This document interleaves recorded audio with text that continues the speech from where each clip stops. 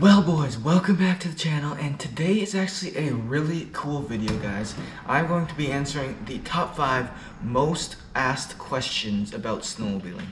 Why I'm doing this video is because it kind of just popped in my mind that new riders probably have a lot of questions about snowmobiling, and if you're watching this channel and have never snowmobiled or just looking at getting a snowmobile for the first time, you probably have a lot of questions that you want answered, and I want to make this video so you guys can have a lot of these questions answered. Now this is only 5 questions because these questions I can go very in-depth to and take probably an hour per question, but I'm not going to do that. If you guys like this video, please give it a like and comment down below if you want to see another video like this with more questions that are commonly asked. But without further ado, let's hop right into this video.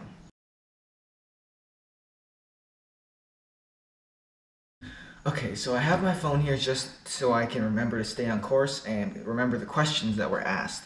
So we'll just hop into the first question that is most commonly asked, and it is, what kind of snowmobile should a new rider look to buy? Now, that is a very hard question because it really depends on a lot of different things. But if you're looking at a first snowmobile and you just want to maybe hop on the trails for a little bit, ride around the backyard, pull kids in a sled, whatever it is, and you're just looking for a first snowmobile, and I'm not saying like a first snowmobile or first new snowmobile riders as in like kids, I'm saying like adult first snowmobile riders or teenager first snowmobile riders. Kids would be a whole different story, but this is for the older generation, as in like teenagers and adults, for what they should get for their first snowmobile. And it does typically depend on where you're going to be riding, if you're going to be riding in mountains, trails, backyards, but we're going to stick to mainly like trail riding and backyard riding. And I would say, look at some of the snowmobiles I would say that are good options would be like the SX Venom from Yamaha. And if you can't already tell, I am a big Yamaha fan, so I am going to advise you to get a Yamaha. Not saying that other brands are bad at all. If you find any snowmobile with a good deal, definitely look into it. And if it's a good snowmobile, buy it. But I'm a big Yamaha fan, so if you get a Yamaha, I love it. I hope you guys really enjoy it.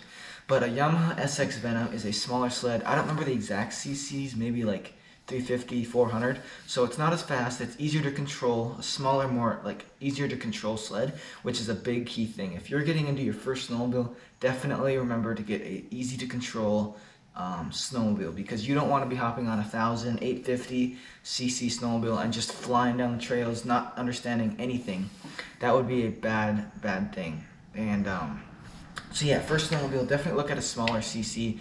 Even a 500 like this Phaser right here is a good beginner snowmobile because it's not super big, it's not a long track which makes it hard to turn, it's nimble, it's easier to ride, it's also very light, so if you get stuck or if you somehow tip it over, whatever it is, it's going to be a lot easier to control and do stuff with. So 500cc is probably the max for your first snowmobile.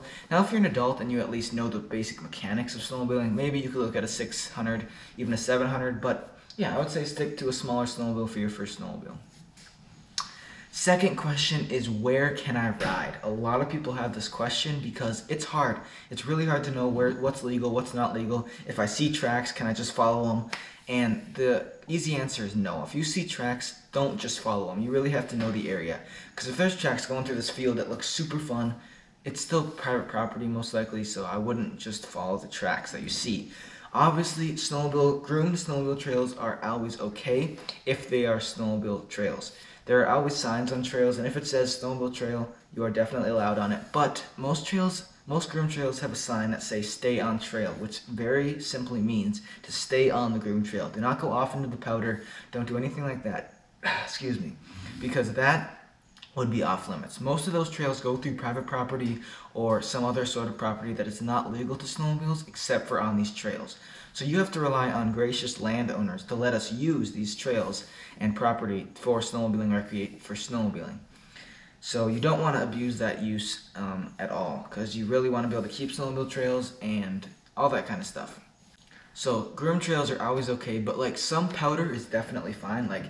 I don't know the exact laws, so I don't know everything, so don't quote me on this stuff, but power lines usually are okay. I'm going to say that. If I'm wrong, please comment down below, tell me that they're not. Definitely look in the comments, because I don't know for sure, but I think power lines are okay.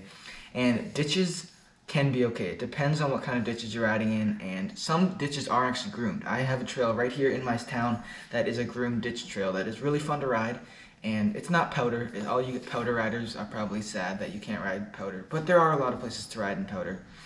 And yeah, it really depends where you are and what kind of terrain you have. Because in the mountains, there is so much you can ride in, guys. But here in like urban areas where it's not cities, but it's like woods, but you don't know who owns it, it's a little harder to find places to ride.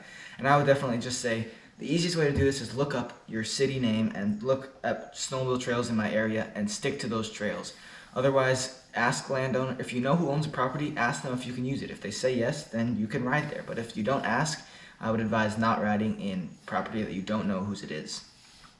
So around my area, I live in northern Minnesota, so like the Iron Range here, and there is a lot of mining property. And most mining property is actually on limits for snowmobilers and four-wheelers. There's a lot of trails all around here that you can ride on legally with snowmobiles and four-wheelers. And that is just because it's old mining property that they have moved on from, where old mining pits are and all that kind of stuff. And most mine pits are off limits. There's fences around them, but the property around the mine pit is usually okay to ride. So it's really nice around here that we can ride in all those areas. Thousands and thousands of acres of old mining property that are on limits to ride. But let's move on to the next question, which is what do I wear when snowmobiling? That is a hard question because it really depends on what the weather is out. Here in Minnesota, it can get anywhere from -30 to like 40 or 50 degrees in the winter. And I would say if it's 30 to 50 degrees, definitely at least wear a jacket just to block the wind and snow pants to block the wind and some sort of gloves. So this basic thing is I always have gloves, I always have snow pants, I always have a jacket, I always have boots, and I always have a helmet. A lot of people think that it's cool not to wear a helmet just because they're older and they can, but for snowmobiling, it is not about being cool or too cool to not to wear a helmet. Helmets are very important, not only to keep you safe, but because they are extremely warm. A hat will not keep you as warm as a helmet. And if you're wearing an open-faced helmet, definitely make sure you bring goggles because your eyes will get cold very fast, even if it is 30 to 50 degrees.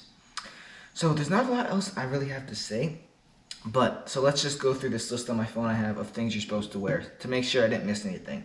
Helmet, just like I said, a windproof or waterproof outer jacket, an insulated layer, which is really important because if it's cold, a jacket will not usually keep you completely warm. You usually want more layers underneath. Moisture wicked base layer, which just means if you start sweating, you want something that's not going to just soak up all the moisture and make you drenched with sweat. You want something that is like cotton, or let me think, is that right? Yeah, I think cotton is a good base layer. Snow pants is, like I said, a great thing to wear. Winter boots, obviously you really want to wear boots. Shoes are a complete no for snowmobiling because if you get stuck, you step in the snow, that is just not a good idea. Thick gloves because you really want to keep your hands warm. Even if you have heated grips like the snowmobile has, you still really want to have gloves because this is not enough to keep your hands cold, or warm, sorry.